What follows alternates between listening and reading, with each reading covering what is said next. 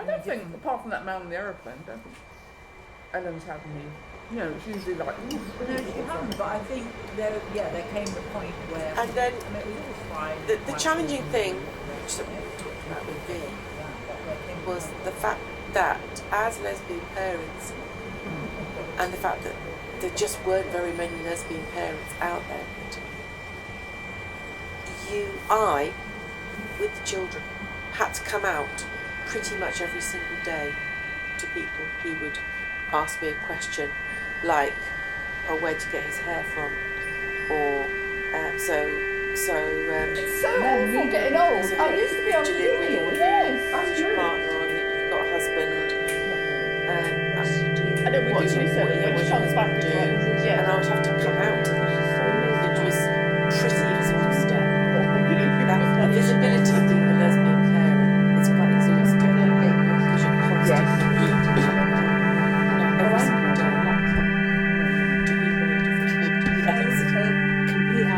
B talks about the law. So we got together partly because we wanted a feminist. Yeah. And then when I was pregnant, I was still coming. And you may not feel it so much now, but I think as children, it was a big thing because you wanted you had to explain who those Yeah, two we women bumped into them. were. You know, how come that mum with the blonde hair who you were with the other day, suddenly you've got a mum with dark hair? What's going on here? Why have you got two different mothers? At a party when you were there and I was there and we were getting to know each other, I said, I really, really want to have a child. And you said, so do I, I'll have a child with you.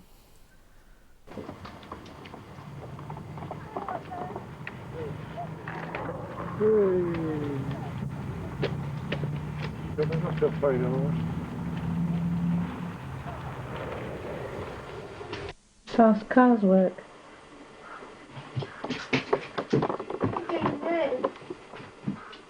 Because like this, put the poor game back. Yes, that's very fast. That's how you do it. To put this one back. Very fast. What was the question again? How did you come to be? How did we come to have children? So where did we? Well, I suppose we've both been in relationships before. So we met when we were like our second, or whatever, fourth, fifth, Hundreds. Yeah, you're not very choosy, are you? Clearly not. and after a long and difficult journey, we were put in touch with donors. And we tried with me first of all, but it just didn't work. Like people who work for women's health and sometimes it would work just for a few days, and then we decided to try with Belinda, and she got pregnant straight away. So, like the PAS, that must have been meant. But she lived in South London, which I wasn't very familiar with, and it was quite a long way away. She wouldn't leave. I was travelling for lust. We'd go out for dates, and she was all very ironed. Everything was ironed, and she was all neat and tidy. I lived in a sort of She lived in the most disgusting place. And she had her BMW, and she, had this proper job and all the rest of it. And she would come a courting, and we'd go out, and she'd always have her. I found out later she had her ironed underwear. Just I didn't iron my knickers. In case you got lucky. No, but in the back of Alex the BMW. reminded me, I used to iron my swimming costume. Used to get really annoyed when they obviously stick to the iron. Yeah. Anyway, finally one night, I couldn't be bothered to send her home. And she stayed, and that was it, I can tell you. Some women are fertile into their 40s, but very, very few. It's a tiny percentage. So we didn't even feel in a bloody rush because it happened second time with Ellen. It just And then happened. But when what we did you realise realised that was a that miracle, probably- really. And then So we was waited around a couple of drowning years and in everything the love because, of you know, two I was lovers, 40, it was 42. I had, you know, I knew people suffocated who by had got pregnant at two 43, but lovers it was too being late for us. totally So obsessed with that was her, difficult looking at actually, because we really did fighting to feed her and fighting to take her to bed, fighting to mother her. We thought, oh, we'll have another one and then we can have one each. Take the pressure off poor Pete. So we went back for the same donor because we knew that donor produced 90 It children. worked, yeah. And it worked again. Belinda had one insemination and it worked again straight away.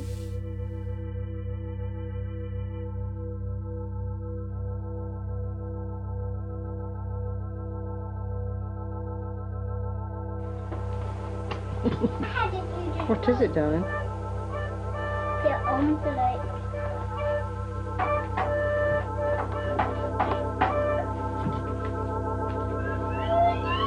In front of it. You have to pretend to be Jack. Do this jump.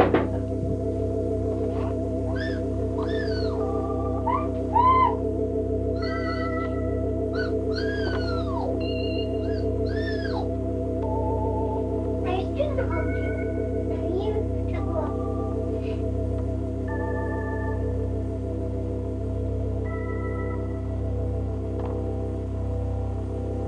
Pull your quilt up, Rory. Cover yourself up and pussy.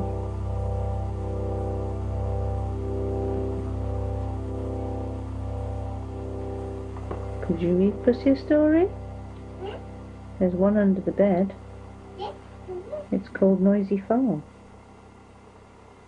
Under your bed. I said, what's it called? Noisy Farm. Is that Rosie Farm?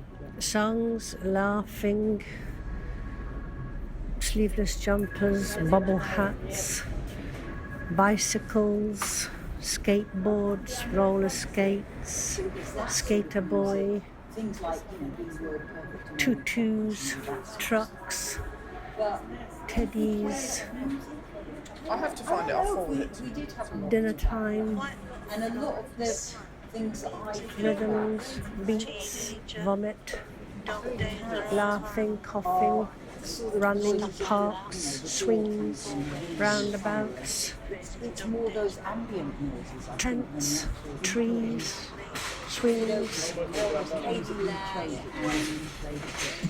riding in the back of a big blue car, pussycats, tabby Oh no, pussycats, Jane. Theo and Bobo, little tiny kitchen, seals, Bob's and Becky's cottage, paddling pool, Eversley Road, car seats, Grandma's house, Belgium, chocolate milkshake, croissant, pain au chocolat. Thank you. Oh, that reminds me of taking the children to school. It's all right. Sorry, we were just listening. I'll have a chicken korma, please, and gobi golistan. I would say every year And, of your lives is, or every second? month of your lives actually is peppered with songs and sounds that were significant at the time. We used to do a lot of listening to stories, listening to songs.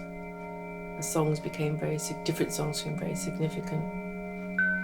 And we had, sound was very important. For instance, our big car, the Serena, was really noisy. And it was a normal, natural part of our lives, but we did know it was noisy, we just had to shout above it.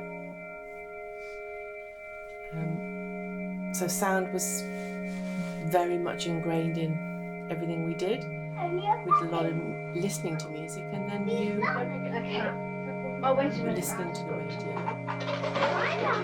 Ready? Everybody ready? No, I'm not ready. I put the music down, Rory, then you'll be able to tell me when you're ready. Is everybody ready? Yes. Yes, I'm ready. And a 1, and a 2, and a 3. Go.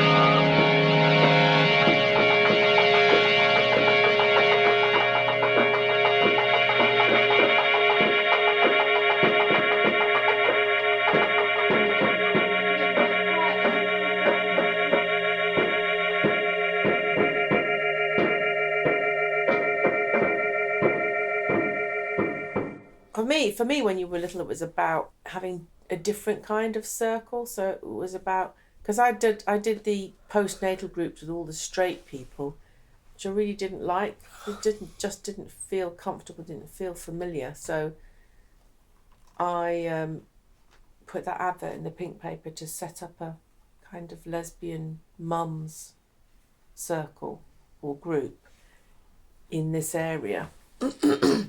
Which I did, and we had about 4 or 5 women and children who met together. And they became our social circle, really, for when you were very little. And children were a mixture of boys and girls, which was great. Because then we kind of made our own way of doing the parenting. Did you worry about the future your child will grow up in? Well, as being a child of the lesbian? Not really. I do. I didn't. Yes, it did. It was radical, Roy. It was radical. It was really radical. It felt like we were breaking boundaries. It was radical. It was very exciting. Also, I think our generation, certainly we knew very little about our bodies. Because women's bodies were forbidden when we were born. No, my worry was, would the children be upset that they had lesbian parents? Would our children? Would Rory wish he had a dad and be upset that he didn't have a dad and everybody else had a father who played golf or did rugby, and would one day Rory say, how do you think it felt for me having no father? And people were constantly telling us that a boy needs a father. Do you remember all that shite we used to hear all the time? Well, you heard it on the media. Oh, constantly. yeah, but I heard it. We heard it in school as well. His teachers would say, you know... How old are you, Rory? He probably feels insecure about who he is. And I used to Rory, think... how old are you? I don't think he is insecure because he old are knows you? full well. Why would he be Yeah, insecure? what number are you? Vicky, if anybody had ever said that to me, I would have told them where to get off. Because that's not true. I know. Yeah, gosh. We were pretty normal, really. Going to the library, going to the shops. I've never been normal in my life. Folks will say something like we sit on the garden wall. Anyway, we're always saying that together to you, Rory. This is the sound of her childhood. That sound. Smells of fireworks out here, doesn't it? Look, that's Ellen up in Southwold, like a little seagull on her thing. So, this is our Arcasanti bell. Isn't it lovely? So in the wind, and it's just always been here out in the garden, and of course in the summer we spend all our time out here.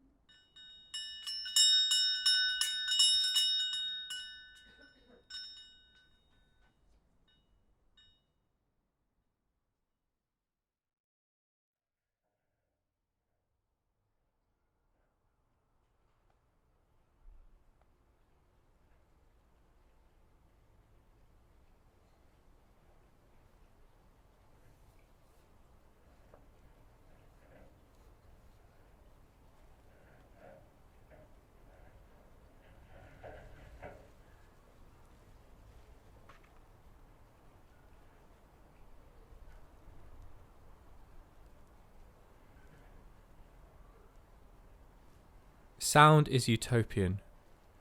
Sound creates space for inhabitation. Sound is noise. Sound is sonic resistance through noise. Sound is world-making. Sound is a queer home. Sound is often one of the most neglected pieces of historical and artistic memory. Sound is integral to our interactions with others, either in its presence or absence. Sound is the literal and symbolic voice of those who are oppressed, who have been forgotten and erased, who can and cannot speak. Sound is temporal and finite. Sound is experiential. Sound is happening. Sound is listening, or rather, listening is sound. Sound told me I had potential as a child. Sound is intangible, hard to reduce, define, or convey through alternative means, words, or visual entities. Sound is feelings. Sound is ephemeral. Sound can be curated but rarely contained. Sound is unstable. Sound bleeds through walls. Sound finds it difficult to stay in one room or on one wall. Sound overwhelms and silences. Sound can oppress and sound can drown out. Sound is hard to quantify. Sound exists on the margins. Sound resists definition. Sound is queer. Sound can be a vehicle for the subjugated. Sound is somewhere between its source and our ears. Sound is absent for many people. Sound is the transcendence of art. Sound is a situationist. Sound has been described as all these things by many people before me.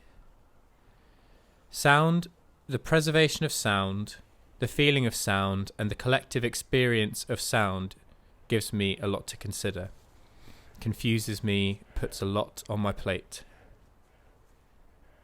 But for now, I have much work to do. One day I'm going to write a manifesto.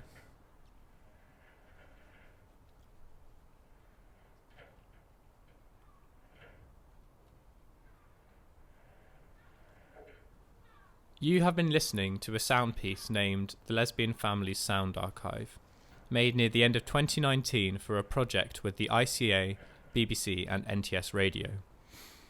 The piece uses sound material from interviews, field recordings, home videos and original composition, made using the old keyboards my uncle left for me when he died.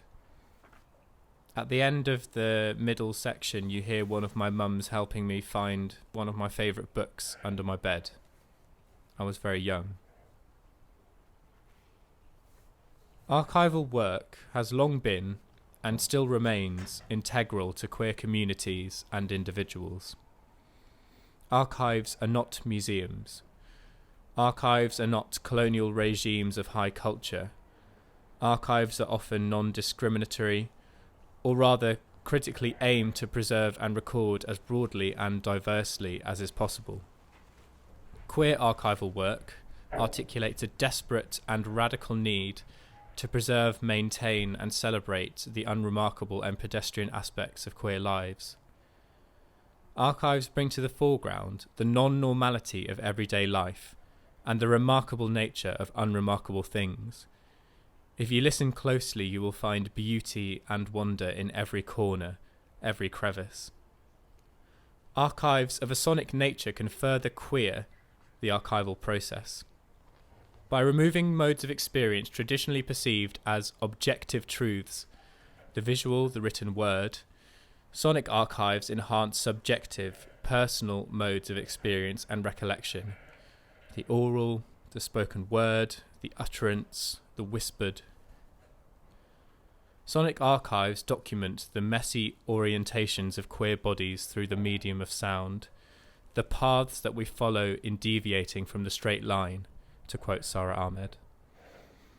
Through sonic archival practice, the incoherence, disorientation, and marginalisation of both sound and queerness is preserved and celebrated.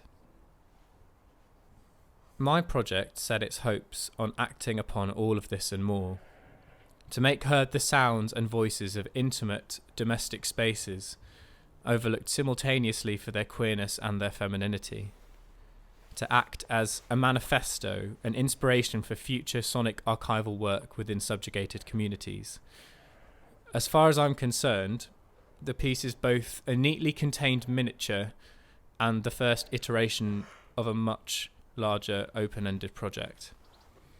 I envisaged, and still envisage, an immense archive of queer lives, queer families and queer love spreading across generations and geographical boundaries, embracing every nuance and idiosyncrasy which these environments bring. The piece will never be finished.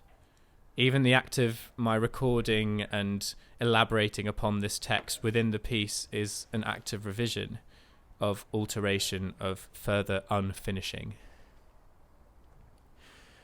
The process of making the initial sound piece was an incredibly intense and deeply emotional process. It brought with it, as well as many joys, a wide collection of doubts, of perceived failures, of inabilities. Is it queer enough? Is it experimental enough? Does it really even queer the archival process or merely emulate the work of others? Is it diverse enough? The answer to which is emphatically no, an unfortunate result of the largely white, largely stable-incomed, London-centric upbringing that I brought to the table. How can this piece live up to the pseudo-intellectual academic spiel that I'm currently trying to apply to it? Is it even enjoyable to listen to? Above all, making this piece reminded me of just how loved I am by my parents. How difficult it was for my parents and others to even have children in the first place, let alone raise them in a world where they will be underrepresented, misunderstood and treated as abominations. How much love queer parents are required to have for their children to even attempt to conceive or adopt them in the first place. It's an unbelievable amount of pressure, not only on the parents to raise and support that child, but also on the child to be the utmost example of what queer children can be. I have absolutely no doubt that in some way my personal fascination and preoccupation with sound is deeply tied to my queer upbringing. A section towards the second third of the piece features various women, including my parents, responding to the instruction, make a list of sounds you associate with memory, childhood, raising children. I encourage them to also consider why I might be interested about sound in particular, and how that made them feel. Feel free to think about these questions now yourself. I still have much work to do. One day I'm going to write a manifesto.